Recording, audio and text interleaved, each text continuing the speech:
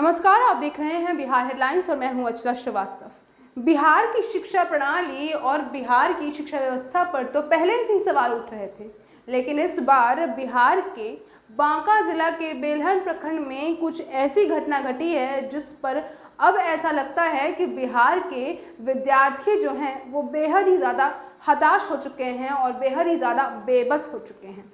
तो आपको बताते हैं कि बिहार के बांका जिले में मौजूद बेलहर प्रखंड में सत्येंद्र नारायण झब्बर नारायण हाई स्कूल विद्यालय में कुछ ऐसी ही घटना घटी है। दरअसल 31 जुलाई तक 9वीं कक्षा के विद्यार्थियों के लिए पंजीयन की तारीख तय कर दी गई है सरकार के द्वारा, शिक्षा विभाग के द्वारा। लेकिन वहां कुछ ऐसा माहौल बन रहा है जिस कारण से 9वीं कक्षा के विद्यार्थियों का पंजीयन नहीं हो पा रहा है।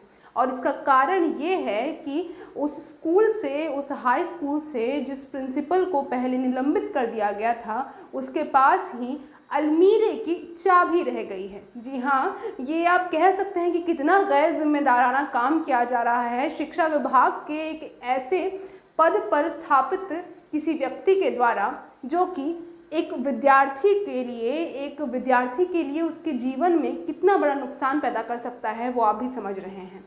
तो दरअसल बात यह है कि उस हाई स्कूल में जो प्रिंसिपल निलंबित हो चुके थे, उनके पास ही उस अलमीरे की चाबी रह गई है, जिसमें कि 9वीं के कक्षा के जितने भी छात्र छात्राएं हैं उन सब के लिए पंजीयन के जो डॉक्यूमेंट्स थे वो सारे के सारे बंद हैं।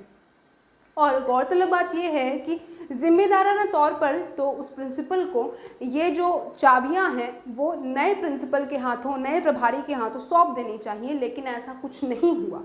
और इसको 25 दिन भी हो चुके हैं, यानी कि इस बात को हुए 25 दिन हो चुके हैं और अब परसों ही तारीख भी ख़त्म हो जाएगी पंजीयन की, लेकिन अब तक वो चाबी नहीं मिली है नए प्रिंसिपल को, जो कि हैं मुनेश्वर तुरी।